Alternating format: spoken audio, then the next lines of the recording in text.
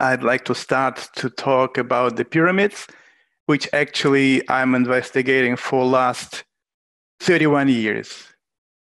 And just working with different materials, ancient texts, learning the principles of paleotechnologists and paleoscientists, I was interested to know as deep as possible how these pyramids are working. Who gave this knowledge to humanity? What practically we can get for ourselves, for our families, for our countries? I'm talking about the benefits which we can have. And I got pretty deep. And today, I'd like to shortly share with you some interesting information about the pyramids. And I will start my presentation as if we are now sitting before the screens thousands of years ago, when this knowledge first have been given to humanity. And that was interesting time in the history of our planet. And when those gods, teachers who came to planet Earth, they came here 14,000 of years ago, and they first gave to people very important knowledge. Now you can see this on the screen. I hope now you can see the screen of my presentation. Do you see my screens? I'd like any confirmation about it. No, we cannot see Valery. Share the screen. Okay, I'm sharing the screen now. Do you see it? Yes, yes, we can see it. Thank you. Okay, great. So this is the beginning, the most important knowledge ever given to humanity. And it's called Kabbalah. It was received at least 14,000 of years ago from the beings whom ancient priests called the gods of heaven and the earth. According to Kabbalah, human beings have not 7, but 12 energetical shells. 7 energy shells have projections in human physical body. That's why pyramids and temples ever built to affect a human body were constructed according to the principle of 7. In reality, each human being, each of us, we have 12 energy shells. And 12th, the last one, is connecting each human being directly to the God, Creator. All this means that each of us should be on constant daily connection with the God who is hearing us, but we do not hear him. It happens by many reasons. It can depend on a level of development, wrong food, stresses, different natural and non-natural origin. Interesting that etymologically, the word religion is made up of 2 elements. Re means establishment, and religio means connection. So, in essence, religion means re-establishment of connection of a human being to the God. Actually, this connection between a human being and the God, ongoing, daily, is very important. Not only for human being, but for the God also. This is the reason why we should meditate. We should tune us on this possibility for ongoing communication. And my presentation today is mostly devoted to the mechanism, to the principle, how it is working. So to help us to Earthling to establish connection, those gods of earth and heavens, they gave to humanity a lot of valuable knowledge about pyramids and so-called gadgets of the gods, which helped a lot on the way of self-perfection.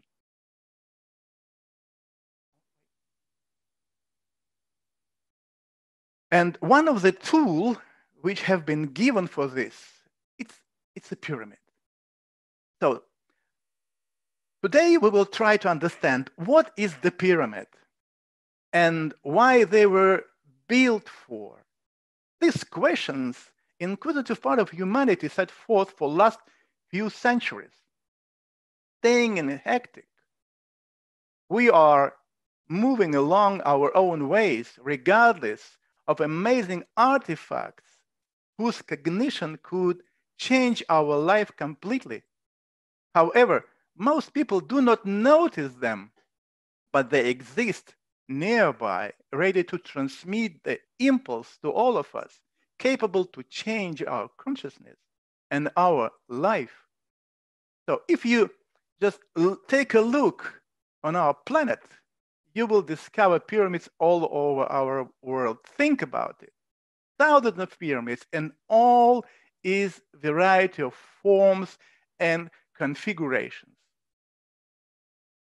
All this manifests idea that all pyramids had different prescription and different function based on different principles. So what were that principles and ideas? What was the stimulus capable of making people accomplish the impossible to erect pyramids that today could not be reproduced by any single country, by even most advanced economy, unless the whole world collaborated? But for that, we need a serious incentive. The analysis and interpretation of ancient texts and monuments prompt that during pyramid building epoch, there were at least 12 main stimulus, forcing people immediately to start designing and building pyramids. Not only single pyramids, but even complexes of the pyramids and temples. As ancient texts claims, the knowledge and wisdom on how and what the pyramids could be used for, they were received thousands of years ago from extremely high developed extraterrestrial civilization. That was a wonderful and sacred time when science of pyramids had been well spread and shared among generations of priests in hieratic schools. The preserved ancient monuments and texts contain a lot of useful information. I will start my presentation from explanation, which particular civilization communicated the knowledge to humanity. It's interesting and important because these gods, they had a very deep genetic connection to earthlings. When these gods, teachers, arrived on Earth, and when they were forced to live away, so today we just touch the ground. We will learn a little bit about it. So this knowledge is very important for better understanding how and what the pyramids were used for and what is going on with humanity today. From Sumerian and ancient Egyptian texts follows that God's civilizers came down not from distant cosmos, but from Mars, which, taking into account all overlaps and misinterpretations of translators, Sumerians associated with Nibiru, an indication that Neferu, gods of heaven and the earth, came from Mars, can be found in survived ancient monuments. One of them is the pyramid complex in Teotihuacan. It was conceived, designed, and constructed as embodiment in stone of the model of the solar system. So you see there are three main pyramids in the complex. The first pyramid is the pyramid of the moon. The second, in the middle of the complex, is the pyramid of the sun. And on the far end of the complex, there is a pyramid of Kukulkan or Quetzalcoatl. To recognize this planetary connection, we should look at Teotihuacan from above.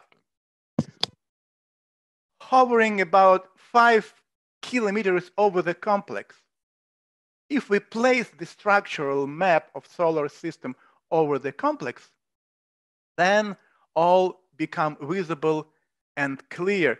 Three main pyramids of the complex are modeling the sun and orbital positions of two planets, planet Earth and the planet Mars. The pyramid of Kukulkan, Quetzalcoatl, devoted to the benevolent extraterrestrial god of wisdom, the patron of the culture and knowledge, occupies the place of the Mars where Kukulkan came from. The pyramid of the moon stands exactly on the orbit of the Earth. That means we should change the name of the pyramid from the pyramid of the moon to the pyramid of the Earth. To highlight the fact that pyramids of the complex are modeling Mars and the Earth, the height of the pyramid of the Earth, which is 42 meters high, and the height of the pyramid of Quetzalcoatl, the Mars, which is 22 meters high, were tied together by special ratio 1:0.532, which corresponds exactly to the ratio of equatorial diameters of two planets. Thus, according to Hermetic principles, what was below were tuned on what was above. It is no coincidence, by the way, that the city of the gods, Teotihuacan, was also called the dwelling place of those who knows the way to the gods. The way from celestial home of the gods to their earthly one. Teotihuacan, the city of the gods, didn't simply reproduce the layout of the sky on the ground. In stellar transcription, it reproduced the celestial plane of that part of the heaven where the god dwelt. But the central road served as the symbol pointer to place in a solar system from which they came to the Earth. That is the reason why the road from the pyramid of the Mars leads to the pyramid of the Earth, where this road points to on the Earth. This place is also important and interesting for our history. Central road of the pyramid complex plays the role of vector in direction to Hyperborea, earthly dwelling of the gods, exactly to that place where the Mount Meru was situated. That's why in terrestrial transcription, the central road of Teotihuacan pointed north to the place where gods once descended to the earth, and from where they started to civilize our planet. So now, after this important piece of information, which gives you an idea that the situation with the gods is pretty serious, and on the other hand, it shows that it's not a myth, it's not a fantasy. So somebody came from the other planet. I'm talking about civilization of a very high spiritual and technical development. And this is the reason why we should take into account very seriously any traces of knowledge which they left on our country. I mean, in our planet Earth, we need to filter out all ancient texts, all monuments in China, in Mexico, in Egypt. We should work with the Sumerian texts, actually what I did. And I came to a certain understanding of the principles which were used, in which actually we must take into account if we plan to build a pyramid, effective pyramid, for communication, not only with our internal sacred being, but also with external beings and with God too.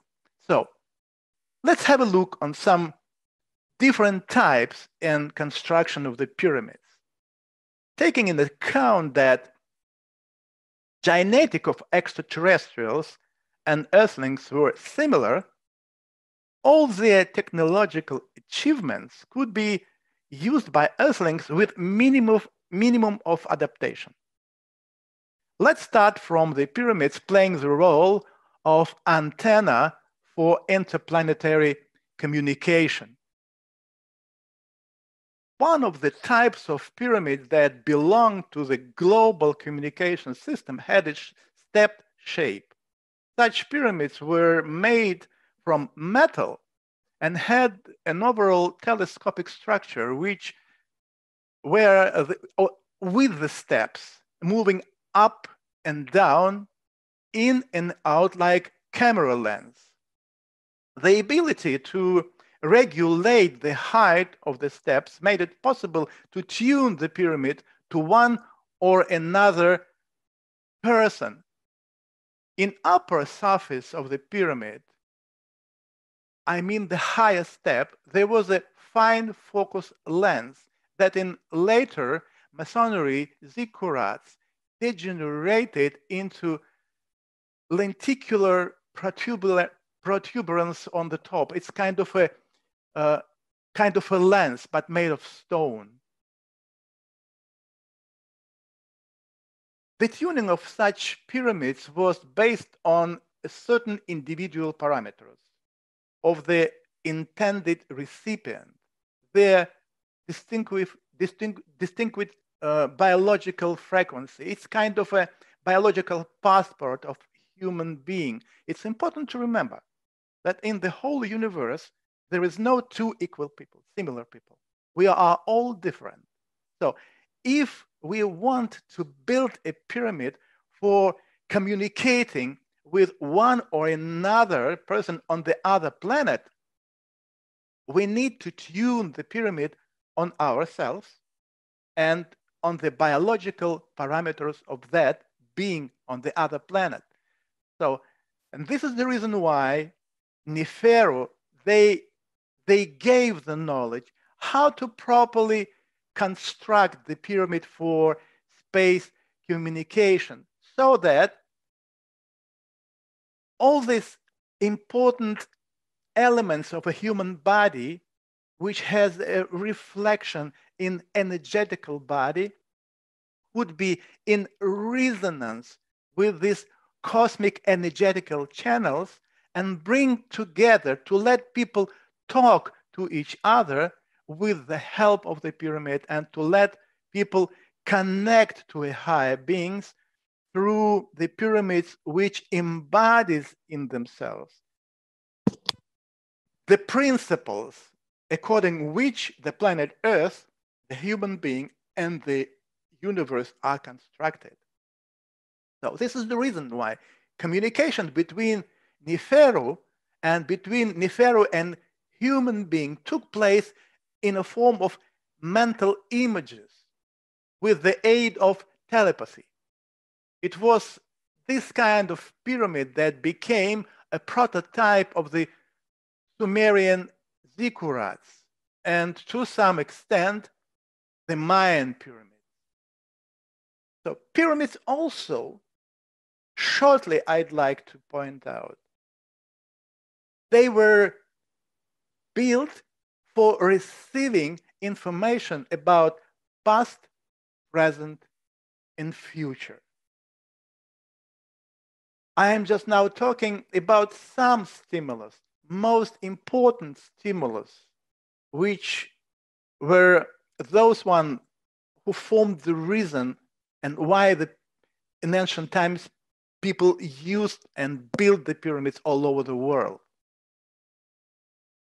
One of the main reasons why the pyramid have been constructed, this is consciously controlled reincarnation, which according to ancient texts also plays a decisive role in self-perfection process.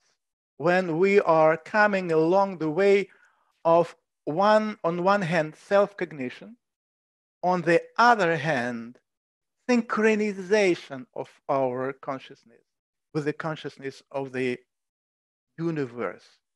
And on this way, we need to go through a certain stages, a certain steps of mutations. And all these important changes in human body, according to our genetics, can be done through the consciously controlled reincarnation. Also, pyramids have been used for harmonization of inner biological time to control oncological processes. This is the principle of synchronization, as above, so below. And now I'd like to talk a little bit more about biological time and the control of oncological processes, because oncological processes are very closely connected with the self-development processes. So, and this is the reason why in ancient time, the pyramids to control the oncological processes have been the pyramids number one. Now, that was the flat-sided pyramids, like Egyptian pyramids. And now I'd like to give you some results of investigation of the pyramids, just in connection with this very important topic. So, inner energetical structure and biological time of human being should be synchronized with the planetary energetical rhythms to control oncological or cancer processes. It means that we have a physical body, and the planet Earth has a physical body, like universe also has a physical body. We have our aura, which is vibrating. Planet Earth also has its own aura, and universe has its own aura. And the main idea, a very important knowledge, which I have filtered out from ancient texts, says that vibrations of our aura should be synchronized with vibrations of the planet Earth. This is the key moment. For this reason, when they were building pyramids, they used the principle of 7, and you can see it now. So, human being has 7 chakras, which has projections in the human physical body. This is the organs of endocrine system. This is the reason why pyramid, the model of the pyramid, also were constructed according to the principle of 7. In those cultures where 6th and 7th chakra were considered to be as united one, you can encounter a pyramid made of 6 steps. But mostly like this one you see on the screen, this is the pyramid of Egypt. It has 6 steps, but if you put a triangle of the pyramid on the pyramid or over the pyramid, you will see that there is a top of this pyramid which is energetical one. So any pyramids, when they were constructed, and built, they have been built according to the principle of two also, energetical body and physical body. On physical body, here you can see 6 steps. On energetical, actually 7. So to synchronize our vibration with the vibration of the Earth, ancient used different gadgets like the wands of Horus, pyramids, special insoles, and I just published a material about it, which a little bit later will be translated into English. And you will see very clearly that in all cultures, Indian cultures, Buddhism, Egyptian culture, Sumerian culture, Mayan, all of them, they were using these tools. So this is the reason why we decided to make an experiment. And these experiments have been conducted in 9 institutes in Russia. All of them belong to Russian Academy of Science. Mostly these institutes, the list of which you see here, belongs to the Medical Academy of Science. So the first experiment in connection with cancer were studied or were made in Mechnikov Vaccine Research Institute of Russia. Study of the influence of the pyramid on general immune reactivity of organism. Because during our experiments, we noticed that the first effect which pyramid has on the human body is immune modulating effect. Now, when we are experiencing all this problem with COVID, we also were trying to understand what actually is going on, and we came to conclusion that if our immune system is strong enough, COVID is no problem. So when we, many years ago, find out that the pyramids are stimulating immune system, we understood that, first of all, we should make an experiment and to prove scientifically this fact. And then we should spread this knowledge all over the world so that people could see what actually pyramid is doing and what we can use today for our families, for our kids, for our people, for our country, actually for our planet. So that all that experiments were carried out on several groups of mice that were placed in pyramids. Experiments shows extreme growth of cellular immunity and humoral immunity. So what we did, one group, experimental group, these mice were put in the pyramid. The other have not been to the pyramid. And to the experimental pyramid later, we ejected a deadly portion of very dangerous bacteria, Salmonella typhimurium. Usually, it is enough just 1-2 cells to kill the mice. But interesting is that after exposition to the pyramid, 40% of the mice stayed alive. But here I'd like to point out that we had 3 experiments with small concentration of bacteria, middle concentration, and very strong, very hard concentration of Salmonella typhimurium. And it's interesting that in the 3rd case, with a very strong composition, 30% stayed alive. This is absolutely amazing result. Our specialists were astonished because all of doctors knows, as I said from the beginning, few cells enough to